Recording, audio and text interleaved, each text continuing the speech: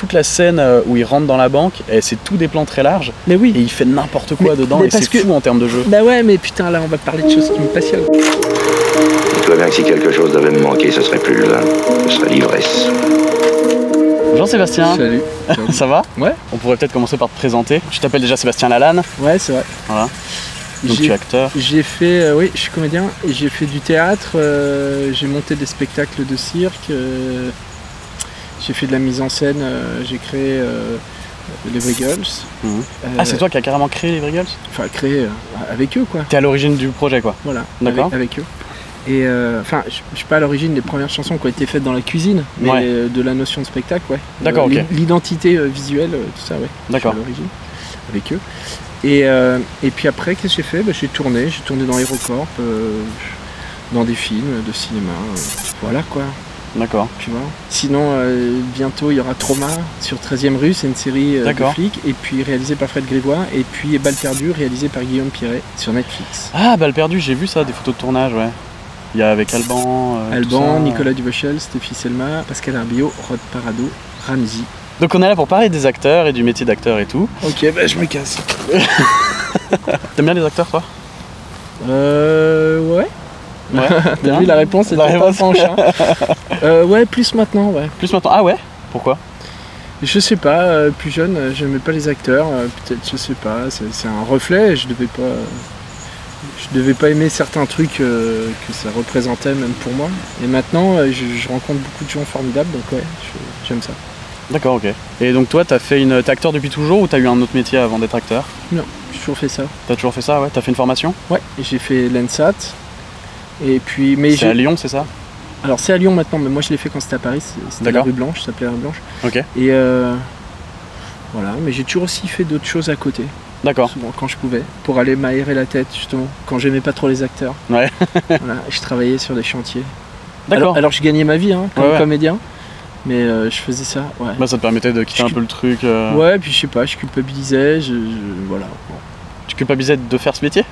Ouais, puis je culpabilisais d'être que dans l'esprit, même si j'ai fait aussi de la danse, des trucs comme ça, mais j'avais besoin, je me suis toujours dit que si on devait incarner des personnages, il fallait quand même rester en contact avec les choses, et puis je crois que j'avais besoin de me défouler. D'accord, ok, ouais, voilà. Ok, je vois. Et c'est quoi alors pour toi un acteur? Je crois qu'il y a autant d'acteurs qu'il y a de personnes qui pratiquent ce métier, tout le monde te donnera une réponse différente. Aujourd'hui, c'est pour ça que je pose cette question. Ouais, non, aujourd'hui, j'aurais jamais pu répondre à cette question avant, et maintenant je crois que j'ai trouvé pourquoi. J'ai jamais su pourquoi je faisais ça, mais vraiment, je comprends pas. Et en fait, j'ai compris, c'est qu'après, c'est que chacun le fait, c'est une quête personnelle, et chacun le fait comme il a envie de le faire, donc chacun met son exigence où il a envie. Ouais. Voilà.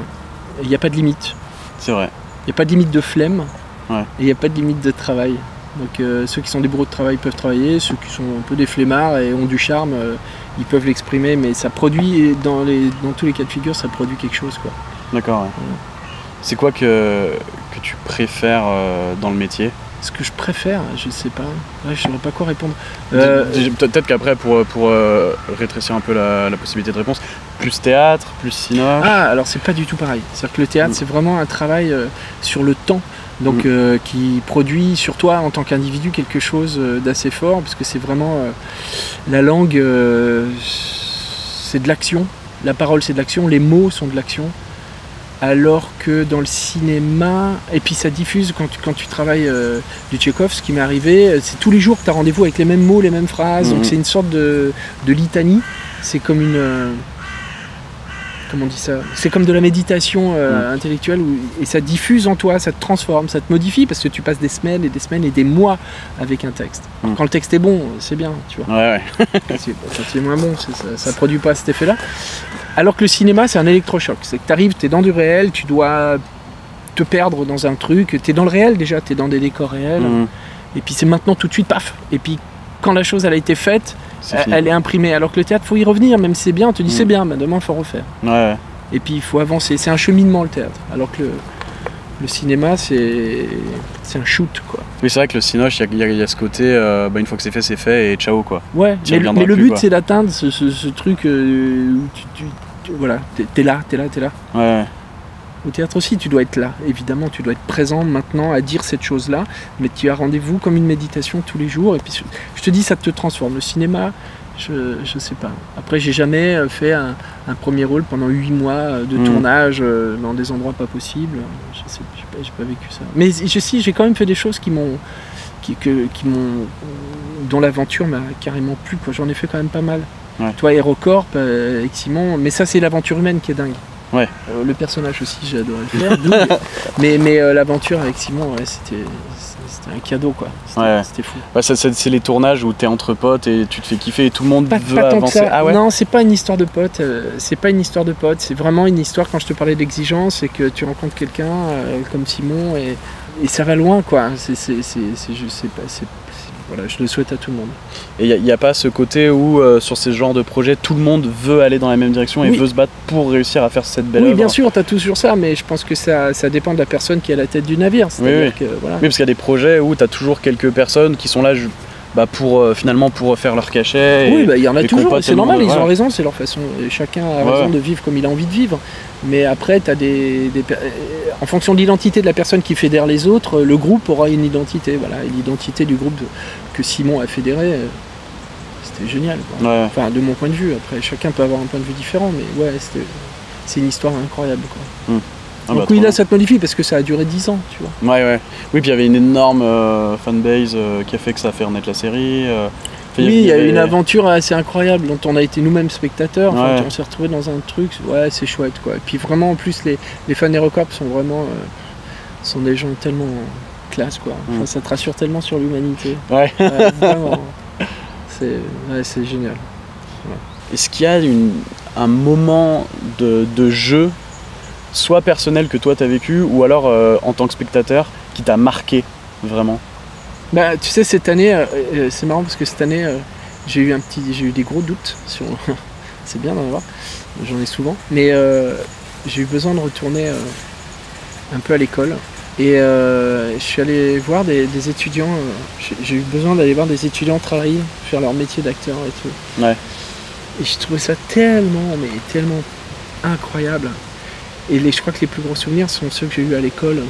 D'accord. Parce que tu sais, t'es comme un enfant, tu sais pas encore si tu vas faire ce métier, si tu vas y arriver, donc t'es vraiment là. Il n'y a pas encore, parce que le métier, c'est fait du travail d'acteur, puis c'est fait de plein d'autres choses. C'est fait de relations, c'est fait de trouver du boulot, de gagner de l'argent, c'est fait d'inquiétudes qui sont liées à des soucis matériels, relationnels ou administratifs. Ouais. Mais quand tu es à l'école, tu n'es que dans ce travail, tu es dans la pureté du travail du comédien. Donc retourner à l'école, je me suis souvenu de ça, de ces souvenirs hallucinants de recherche, du travail d'acteur, avec des moments de grâce où ton corps et ton esprit se perdent littéralement, quoi. Ouais. Et sinon en jeu, ouais, si, j'ai vécu des choses.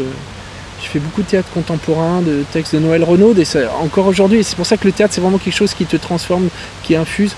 J'ai encore des souvenirs assez forts de ce travail-là, quoi. Ouais. Et puis là, si, il y a eu Balle perdue, non mais tout, tu vois, les derniers trucs, Balle perdue c'était une aventure incroyable, Trauma aussi, parce que Fred m'a vraiment laissé hyper libre de faire plein de choses, je sais pas, et puis les choses partent dans un sens et toi-même t'es surpris par ce que tu fais. Ouais. Voilà, mais je le suis pas encore assez. Ouais. Tu vois, je lisais une interview de James Gray hier où il admire les gens qui sont capables de filmer, comme Scorsese, comme John Ford. Moi, c'est Michael Cimino dans Deer Hunter, capable de filmer la liberté des gens. Tu sais, le cinéma des années 70 où les acteurs, ils sont tout en bras, tout en jambes, ça bouge, parce que les cadres sont plus larges. Aujourd'hui, il faut comprendre aussi le métier. On est vachement plus cadré techniquement. Donc du coup le jeu a changé. C'est-à-dire que moi le métier que j'ai appris c'est pas celui que je pratique en fait. Ouais. Ça me fait penser au film avec Al Pacino où il va braquer une banque, un après-midi de chien de Sidney Lumet. Où c'est vrai que toute la scène où il rentre dans la banque, c'est tout des plans très larges. Mais oui. Et il fait n'importe quoi dedans et c'est fou en termes de jeu. Bah ouais, mais putain là on va parler de choses qui me passionnent. C'est-à-dire que là c'est un truc qui m'émeut à mort parce qu'en fait à l'époque on faisait des plans larges, donc le metteur en scène mettait en scène ce qu'il avait dans le cadre.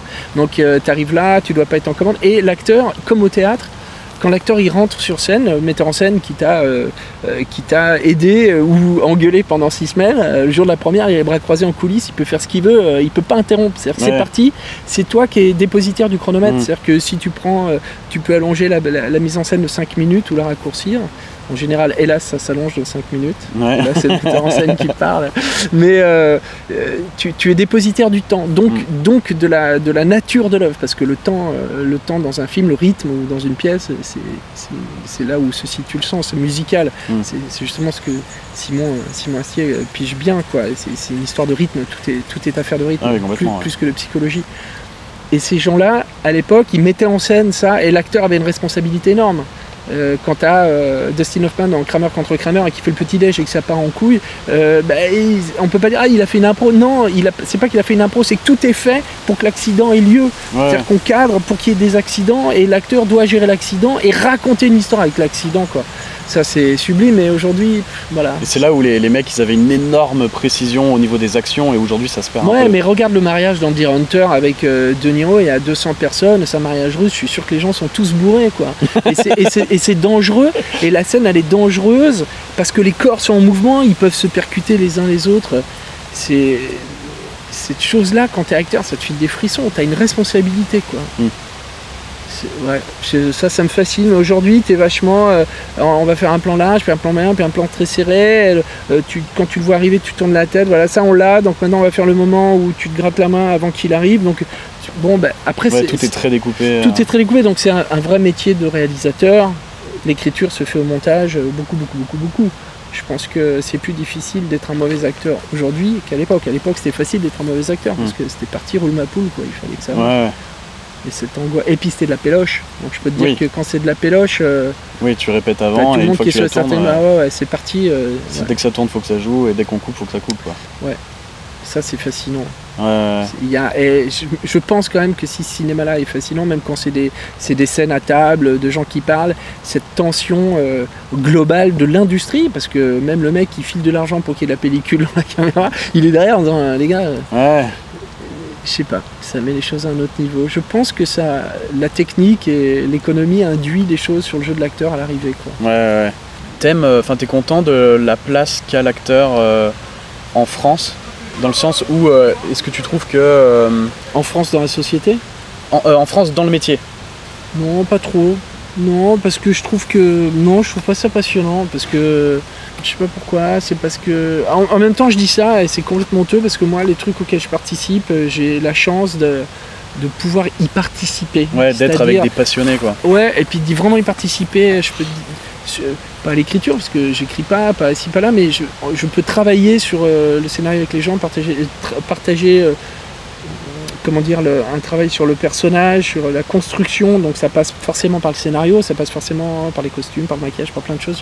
J'ai la chance de travailler avec des gens qui sont à l'écoute et qui sont très bons, chacun dans leur domaine, donc qui ont la place pour cette écoute-là, donc ça va, j'ai de la chance. Après, la place en général de l'acteur, c'est résumé à peu de choses. Il y a machin qui est bankable, l'autre qui l'est pas. Tu sais pas si ça veut dire bankable, parce que bankable, les gens ils remplissent pas les salles plus que ça. Les acteurs pourraient être très bons, mais on n'exige pas plus de choses d'eux. On a juste besoin que l'acteur rassure la plupart du temps en disant il fera son petit truc.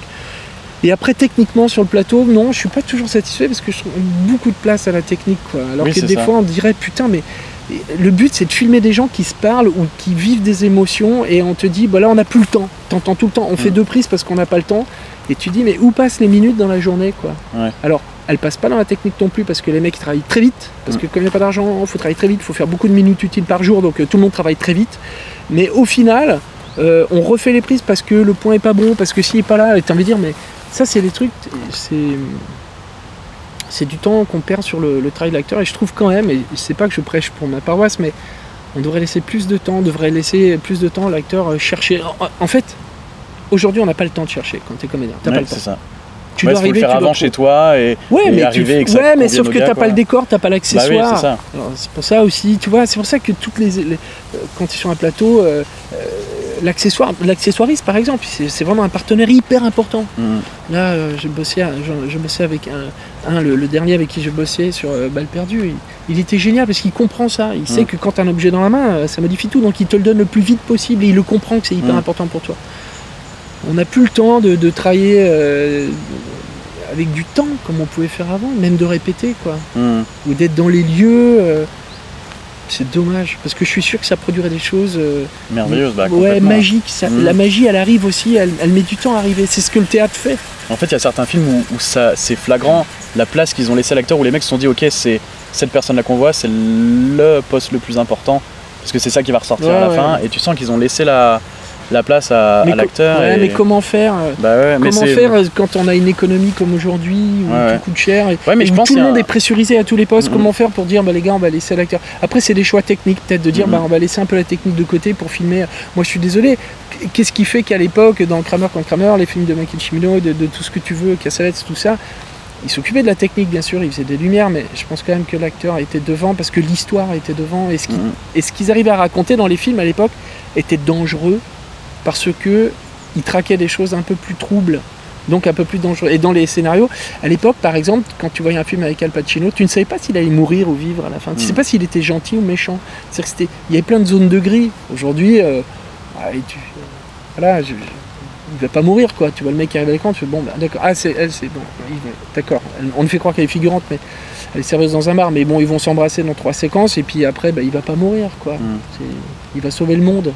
Alors qu'à l'époque, il pouvait sauver le monde en mourant, quoi.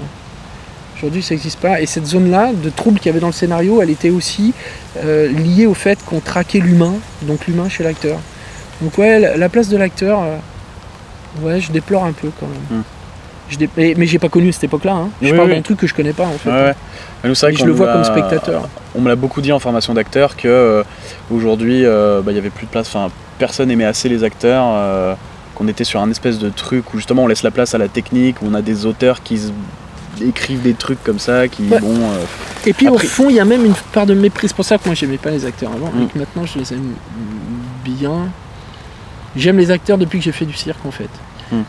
Et il y a beaucoup de gens qui ont du mépris pour les acteurs. Il y a beaucoup de prods qui ont du mépris, qui comprennent pas, qui se disent bon voilà, c'est des mecs qui ont appris des choses par cœur, qui jouent, qui mettent un costume et puis c'est parti. Ils savent pas que les gens qu'ils ont, ils pourraient donner beaucoup plus que ce qu'on leur demande, et qu'ils sont prêts à mettre leur vie en jeu, à tous les sens du terme. Pas mourir, mais quand même. Mais c'est vrai qu'on oublie très vite, je trouve, que la seule personne qui peut sauver un projet, quel que soit le projet, c'est l'acteur, quoi. Ouais, puis surtout on oublie que la seule personne qui sera jugée, c'est l'acteur. Ouais. Oui, c'est vrai, quand il y a un film de merde, on dit putain, il a trop mal joué, alors que désolé, j'avais un texte de merde, j'étais mal dirigé, parce qu'on n'y pense pas assez à la direction d'acteur. Et quand tu parles, on te dit non, mais t'es pas scénariste, tais-toi. Tu fais, mais c'est mon métier de dire les mots et de les bouger dans mon corps, donc ça se dit, je peux pas le dire. Oui, puis c'est pas crédible, ceci ou cela, ou mon personnage, dans l'état d'esprit qu'il a, il pourrait pas faire un truc comme ça. Mais il y a des choses que tu ne sais pas, c'est en les expérimentant que tu dis ah, c'est pas possible, ou ah, c'est possible, effectivement. À part quand t'as un réalisateur qui lui aussi est incarné dans ce qu'il fait, quoi. C'est vrai qu'on a moins d'acteurs comme ça qui envoient vraiment du steak. Mais ouais, mais t'es cadré, mon gars, tu fais ça, t'as un point sur 5 cm. Bah oui, ça, on te met cadré comme ça. Super, tu peux ne pas trop reculer. Ouais, c'est ça. Mais ça, c'est donc je joue pas, quoi, ouais. Alors si, tu le fais, c'est un autre métier, mais c'est un métier intéressant. Et c'est génial d'ailleurs bosser avec les gens, mais après on peut pas, ces gens-là, comme ils nous mettent l'outil qu'on est à un endroit, ils se rendent pas compte qu'il y a des choses qu'on peut pas exprimer, ou qu'on exprime autrement. Et puis peut-être aussi que ça permet des choses qu'on pouvait pas à l'époque, hein. C'est certain. Mais voilà, quand on te dit fais gaffe de pas trop reculer, de pas trop faire ça, t'es en gros plan, c'est pas pareil qu'un plan large où t'es à deux et tu dois gérer la parole de l'autre. Oui, parce que derrière, il n'y a pas de montage, vu que c'est un plan avec tout le monde dedans. Ouais, avec une responsabilité. Ouais, tu deviens garant du rythme, alors que quand c'est surdécoupé, c'est le monteur qui va décider si ça va être bien ou pas, quoi. Ouais, et qui te sauve. C'est vrai que je le vois à quel point on peut sauver des scènes au montage, quoi. Tu peux sauver des acteurs, des mecs qui savent pas leur texte. Ah ouais, complètement. Qui s'endorment dans les contre-champs et qui... voilà. Ça, c'est vrai qu'il y a une espèce de truc aussi où il y a moins de respect entre acteurs, vu qu'il y a moins d'exigences. Il y a peut-être moins de respect entre acteurs. Moi je suis plus à l'image, donc vas-y, je te donne la réplique. Moi je dis pas ça va. Non, moi je rencontre que des gens.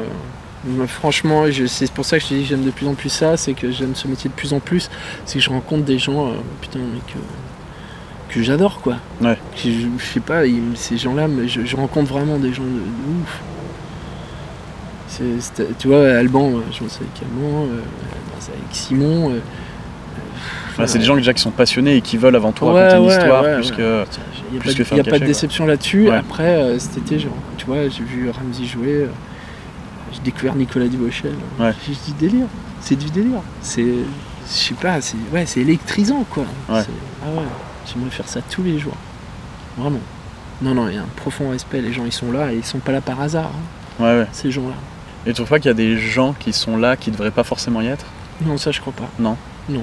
Je trouve pas qu'il y a des trucs, enfin, genre au cinéma, quand on voit les blockbusters, les machins, et que tu vois les films qui sortent, tu te dis pas des fois, putain, ça fait chier. Ouais, mais alors tu vois, par exemple, moi, je pense que. Je pense qu'un footballeur qui touche 1 million par semaine, il les mérite. Parce qu'il mérite 1 million. On dit, ouais, mais putain, il met des ballons juste dans des filets. Non, c'est parce qu'on lui demande. Quand un footballeur connu sur la fin de sa carrière arrive au PSG et qu'on dit ouais putain on l'a payé 6 millions, il va même pas jouer 6 mois, il va pas rentrer sur la pelouse, mais c'est pas ce qu'on lui demande. Il va vendre 250 000 t-shirts à 100 € le t-shirt. On peut bien lui enfiler 6 de millions. Le mec il va rapporter 25 millions, ça va rapporter 25 millions au club, c'est de l'économie, c'est-à-dire que ces mecs on comprend pas qu'ils sont footballeurs d'un certain côté, donc ils sont déjà très bons techniquement et tout ça, bon c'est comme physiquement ce qu'ils font c'est de la danse, enfin je veux dire c'est compliqué quoi, toi on respecte des danseurs mais on respecterait pas un mec qui risque de se faire casser les jambes et tout ça bon. Et Dieu sait si ça me passionne pas le foot mais concrètement déjà il est fort dans ce qu'il fait et physiquement il a une pression et à côté de ça économiquement le mec il fait gagner des millions donc c'est normal qu'on lui donne une contrepartie. Et ben au cinéma c'est pareil.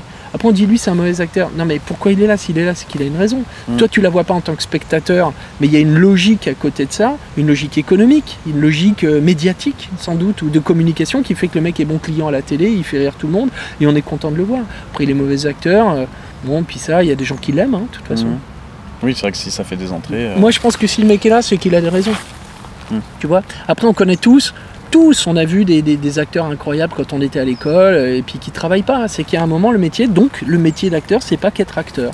C'est savoir se vendre. C'est savoir se vendre, c'est savoir être avec les autres. C'est aussi une aventure commune. Moi, le jour où je ferai un film, je vais pas juste partir avec un acteur qui est extraordinaire mais qui est chiant comme la mort et qui va me casser les burnes tout le temps. C'est-à-dire que c'est une aventure où j'ai besoin qu'on m'aide. Donc forcément, j'ai besoin de gens moteurs. Donc il y a peut-être un acteur qui est un peu moins bon et je sais pas ce que ça veut dire moins bon. C'est juste qu'il exprimera autre chose ou il exprimera les choses différemment que de mon goût, donc ça ne veut pas dire qu'il est pas bon, mais en tout cas ça sera un partenaire, c'est hyper important. Moi ce qui m'intéresse aussi dans le cinoche ou dans le théâtre, c'est l'aventure humaine, au sens où je suis pas forcément besoin d'être copain avec les gens, ça je m'en fous, mais par contre j'ai besoin qu'on me dise voilà, on part en convoi, tiens ça c'est les clés d'un camion, toi tu conduis le tien, ça j'adore. Et j'adore dire bon ben je vais m'en occuper, donc je m'occupe de ma part de scénario, de ma part de costume, ma part de machin, et si je peux améliorer, ça peut être casse-couille pour dire à un mec qui dit non mais tu peux pas t'occuper de ce qui te regarde, mais ça me regarde, parce que c'est mon film, je suis dedans, donc c'est mon film, c'est à moi. Donc s'il faut faire un truc pour le sauver, je le ferai quoi. Ça me plaît. C'est ça aussi, plus tu mûris comme acteur, plus tu te déshabilles en fait, moins t'en fais. Si tu passes ton temps à désapprendre en fait, le plus dur dans la vie c'est de désapprendre. C'est de lâcher prise, c'est de n'être rien, c'est d'être un gosse quoi. Si tu passes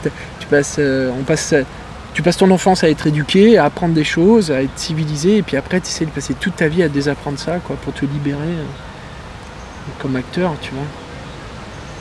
C'est ça que j'admire, c'est ça que j'admire chez les acteurs, et c'est ça que dit James Gray quand il parle de ces metteurs en scène qui sont capables de filmer des moments de vie qui débordent, et lui il dit je suis pas capable de faire ça.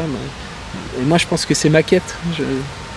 Un metteur en scène il est là, c'est un spectateur, donc il est là pour déclencher une émotion, pas savoir la faire. Il y a un metteur en scène qui disait l'émotion elle doit... Et moi c'est ce que je ressens. Après on est tous des spectateurs différents aussi. Moi quand je suis spectateur et que je vais au théâtre et que je vois l'acteur qui est totalement investi de son sentiment, je m'endors en fait, mais vraiment je m'endors, parce que je me dis tu prends en charge, salut, moi je te laisse, t'as l'air bien avec ta petite émotion. Moi je veux que ça soit moi qui la ressente. Pour qu'il y ait catharsis, il faut que la personne sur scène soit un peu perdue, pour que je me dise oh là là, il se rend pas compte que c'est terrible ce qui lui arrive. S'il s'en rend compte qu'il est intelligent et qu'il est très triste, je suis moins triste moi. Oui c'est vrai, il y a un prof qui nous disait ça, il nous fait jouer une scène où en gros on devait venir signer on devait signer des feuilles de présence tous les jours à l'école d'acteurs. Et un coup, il nous dit vous venez signer, et en fait, vous venez d'apprendre juste avant que, je sais pas, votre nana ou votre mec vient de crever.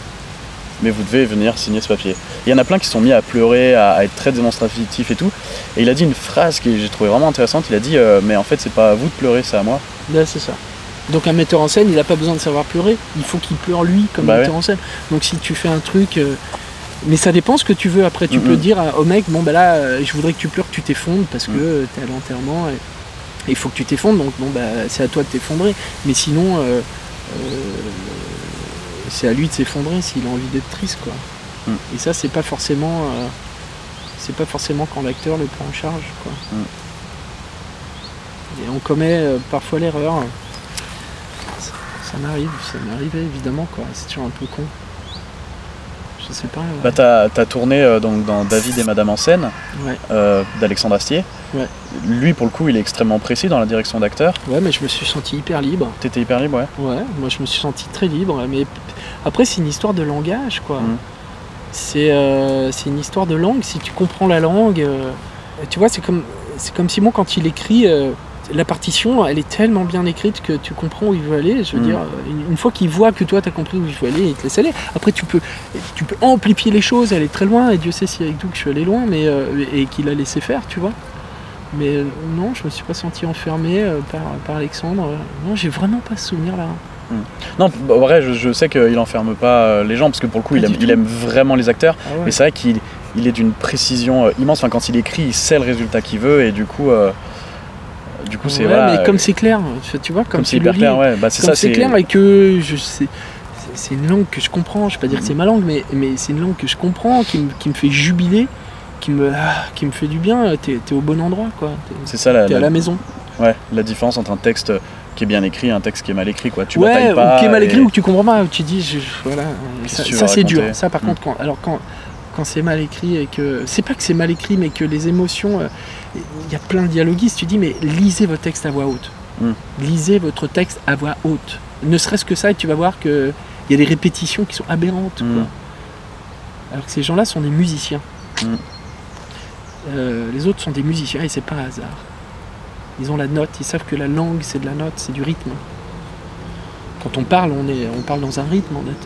Notre pensée, elle ressemble à notre parole, elle est rythmée comme on parle, quoi. Comment t'abordes un personnage, comment tu le construis? Tu vas comme ça Non, pas du tout, je vais pas comme ça, mais j'ai pas de méthode, ça dépend vraiment. La méthode, elle s'invente. Ça, c'est une chose que j'ai appris en faisant du théâtre contemporain. Et quand t'as un auteur contemporain qui détruit ce qui a été fait avant pour essayer d'explorer des choses, tu peux pas revenir avec les mêmes outils. Quand Noël Renaud, elle détruit la fiction, quand elle détruit le personnage en disant il n'y a plus de personnage, ou il n'y a plus d'histoire, ou il n'y a plus de narration, ou il n'y a plus même d'écriture. Des fois, elle a écrit une pièce en 3 volumes. Solange, comment t'écrire mon désastre, Alex Trou. Donc c'est une lettre. C'est le titre de son œuvre. Et ben, quand tu fais ça, que tu dois le jouer, c'est que des bribes de phrases sur 3 tomes. Tu peux pas arriver avec l'acteur en te construisant un personnage. Tu es obligé de désapprendre. Donc je pense que ça dépend de... Ça dépend du texte, soit tu abordes chaque phrase de chaque truc, du texte. De chaque chose, quoi. C'est marrant. Je sais pas pourquoi, une fois, je faisais un court-métrage où je faisais un luthier qui répare un violoncelle. Et je me suis dit, le seul truc qu'il faut pas merder, c'est que quand je vais prendre le violoncelle dans la main, je suis pas violoncelliste, je vais être hyper impressionné. Parce que c'est un truc, je sais que c'est un violoncelle important. Donc, ne serait-ce que pour la personne qui la possède.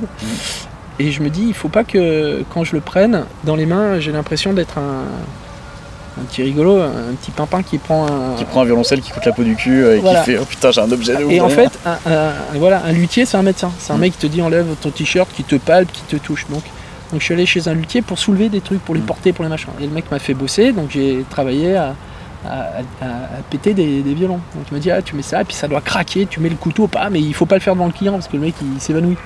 Parce que ça fait crac, t'arraches le truc, tu vois, t'enlèves la table du violon, le mec il meurt si tu fais ça.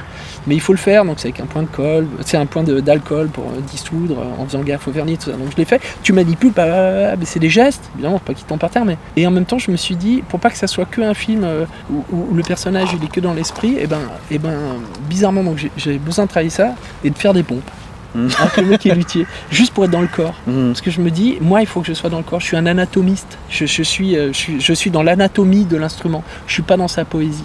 Si je suis dans la poésie, c'est foutu, c'est nul. Parce que je me suis dit, voilà. Donc je travaille le personnage en me disant, je fais des pompes pour être un peu, tu vois, sportif un peu fatigué, et je manipule ça comme un écarisseur. Pour moi, un luthier, c'était ça. Voilà. Mais ça, c'était sur ce rôle-là. Après, sur d'autres trucs, ça sera autre chose. J'en sais rien. Puis parfois, rien, c'est bien. Hein. Ouais. L'instinct, c'est bien. Et là, dernièrement, tu as fait pas mal de films un peu action, avec des guns, avec... Ça, du coup, tu t'entraînes, j'imagine Oui, je me suis quand même pas mal entraîné. Ouais, pour l'action. Et puis, pareil, tu t'entraînes beaucoup pour l'action pour déjà avoir... pour que ça soit crédible, que ça soit dans ton corps. Hein. C'est comme du cirque, ça se fait pas en 1 mois et demi, hein, un spectacle. On a monté des spectacles en 8 mois.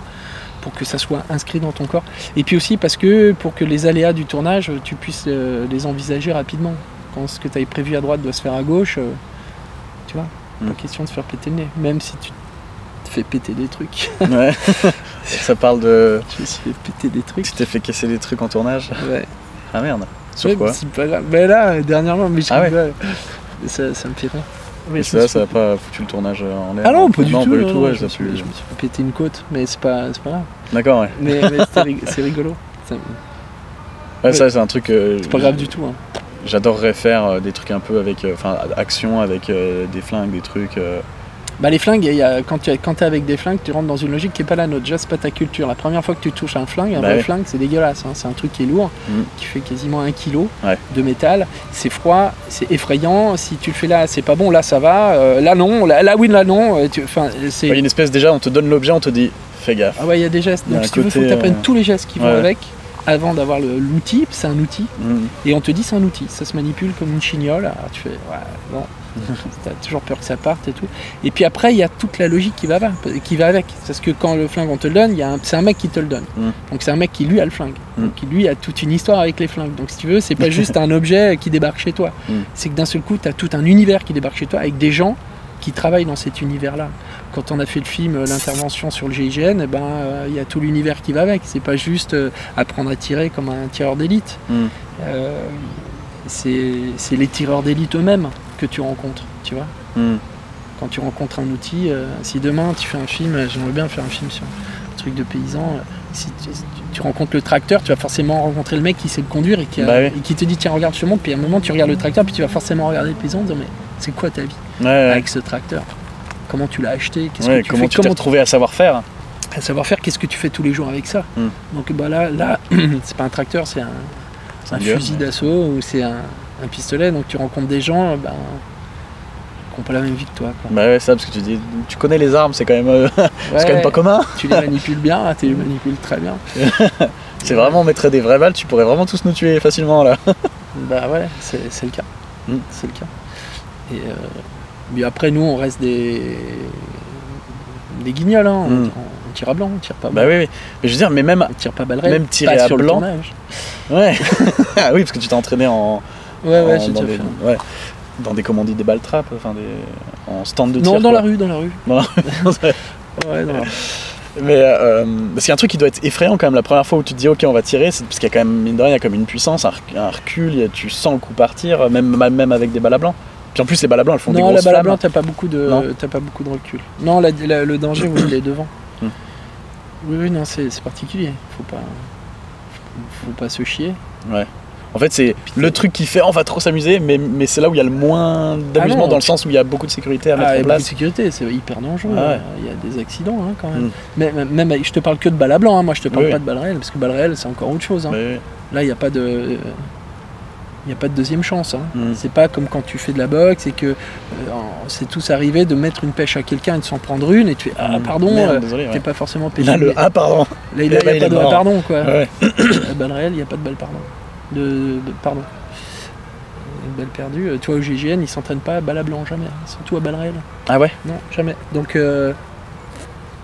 Ah ouais, c'est même à l'entraînement, les gars, on fait gaffe par contre parce que. Ah bah tout le temps, ils sont complètement fusionnés avec cette chose-là. Mais bon, après ils ont fusionné, leur corps et leur esprit a fusionné avec cet outil-là.